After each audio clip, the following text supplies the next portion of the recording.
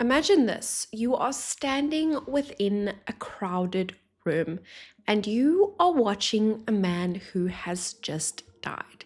He is gone. There is no pulse, no breath, nothing. And hours pass and people begin preparing his body for burial. And then something astonishing happens.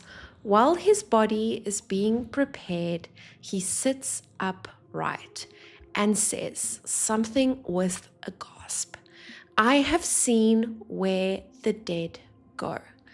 To understand the story, we must first go back over 1,300 years ago to early medieval England, a time before modern medicine, a time when death was more intimate.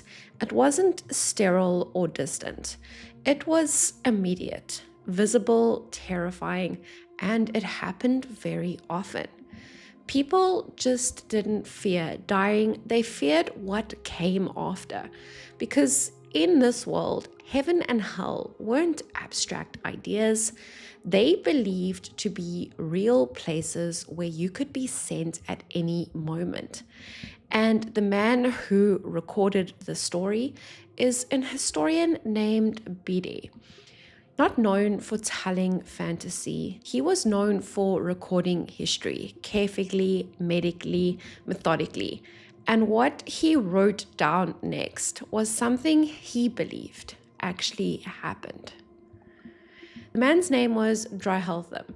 He was a regular man and he was a family man. He was living in Northumbria, and one night he became violently ill, so sick that within hours he stopped breathing. Now, people gathered and eventually they accepted what had happened. Drythelm was dead. His body lay still for hours. He was cold to the touch, unmoving, until suddenly he gasped. He sat upright and he looked around the room like someone who had just woken up from somewhere else. Now, this was astounding, and everyone froze and no one moved. And Drythelm said something that would follow him for the rest of his life. The monk who was there recording the story. He said, "Do not live the way you are living. I have seen what happens after death." At first, people thought maybe this was delirium, maybe this was shock after experiencing something that was seriously dramatic. But then he began to describe something, and he had disturbing details. Drythelm said that after he died, he didn't just disappear, he found himself walking in darkness until suddenly a figure appeared behind him. Until suddenly a figure appeared beside him, a being radiant, bright, not human. This figure didn't attack him, didn't threaten him. It simply said, "Follow me." And so he did. They entered a vast valley, and what he saw there was something that he could barely comprehend. On one side was a raging, uncontrollable fire. On the other, a freezing wasteland of endless ice. And in between, people, souls being thrown back and forth from the fire to the ice, over and over again, screaming endlessly. He asked his guide, "Is this hell?" The guide responded, "No, not yet." Let that sink in. This was not even the worst part. They continued forward and eventually they reached a place where light disappeared completely. It was pitch black, and from the darkness came the sounds. Sounds of people screaming, not human screams, something deeper, something more desperate. He saw them, figures being dragged, being pulled by something unseen. And that is when his guide turned to him and said, "This is where the truly wicked go." This was hell. But then everything changed and they moved again. And suddenly the darkness lifted, and this was replaced by a soft, glowing light. It was warm, it was peaceful, it was calm. Drythelm described it as a place filled with joy beyond anything on earth. People were there too, but these souls weren't suffering. They were waiting at peace. And then in the distance, he saw something greater, a brightness so intense it was almost impossible to look at. It was paradise. He wanted to go closer, to step into it, but his guide stopped him and said something that echoes modern near-death experiences today.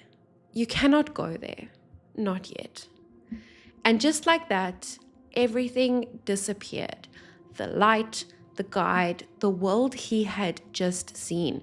And he woke up, back in his body, back in his room, surrounded by the people who thought he was dead. But here's where the story becomes even more unsettling, because Drythelm didn't just tell the story. It seemed to truly move him. He came back, but he came back from beyond the veil, changed. He gave away all his possessions, he left his family, and became a monk.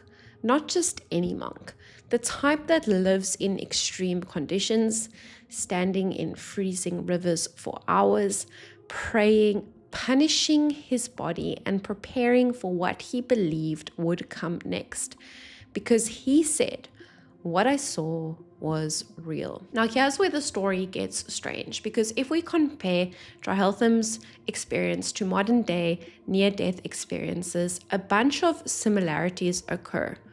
The same elements appear: a guiding figure, movement through different realms, usually one that is sinister and one that is paradise, a boundary that you cannot cross, being sent back to earth eventually, and then having that personality change. So the question is, did this man in the 7th century experience something unusual? Or did he experience something that was universal, something human brains do, or the edge of death? Or did his culture shape what he saw? Now, for a long time, people assumed that when you die, your brain simply shuts off, like a light switch. But modern neuroscience has shown something very different. In some cases, just before death, the brain actually becomes extremely active. In 2013, researchers studied dying rats. What they found was a massive surge in synchronized brain activity, especially in areas linked to consciousness, perception, and memory. This was published in the Proceedings of National Academy of Sciences. In simple terms, in a moment of death, your brain becomes hyper-aware, not less conscious, but possibly more, which raises a possibility. What if near-death experiences aren't dreams, but the brain in its most intense state ever? One of the most common NDE reports is this: moving through darkness toward a bright light. But here's the science. If oxygen levels drop, your retina begins to fail. And it doesn't fail evenly. You lose peripheral vision first, leaving only a small circle of light in the center. The result? A tunnel-like visual effect. This has been created in fighter pilot blackout training, as well as extreme G-force experiments. And the experience that everyone experiences is almost identical. So that journey toward the light might not even be a journey at all. It might just be your vision collapsing. Now, what about the guide, the glowing figure that Drythelm described? The beings of light people report today. This is where it gets even stranger. There's a region in your brain known as the temporal lobe. When it's stimulated, people report the following: sensing a presence, encountering entities, and feeling like someone is with them, even when no one is there. Neurologist Michael Persinger famously represented this using a device called the God helmet. By stimulating the brain, people reported the following: that they felt a presence beside me, not imagined, but something that was felt and real. So when Drythelm says he was guided by something, was it external, or was his brain just simply creating a presence to guide him? Now let's think about what Drythelm saw. He saw fire, he saw ice, he saw darkness, and he saw judgment. These weren't random. This is exactly what people in his culture believed about hell. Modern science suggests something important. During extreme stress, the brain pulls from deep emotional memory, especially fear, belief systems, and learned imagery. So if you grew up feeling hell, your brain might construct it, not consciously, but automatically, almost like a dream, built from everything you taught to fear. But then there's one part that science still struggles to fully explain. Because people who have NDEs, they just don't see things. They come back and they change. Sometimes they change completely. Studies show they have a reduced fear of death, increased spirituality, and major personality shifts.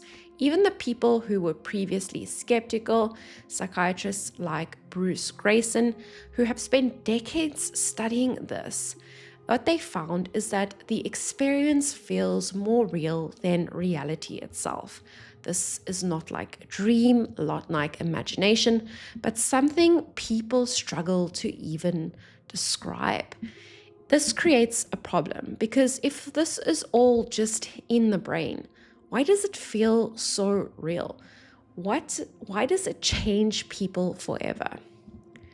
But here's the truth. Science can explain the pieces, can explain the tunnel through vision loss, the presence through brain simulation, as well as the imagery from memory and belief. But it cannot fully explain why these experiences follow the same structure across centuries, across cultures, across completely different belief systems. From a medieval monk to an ICU patient, the pattern repeats. Now, when Drythelm came back, he didn't say, "I had a dream." He said, "I seen what happens next."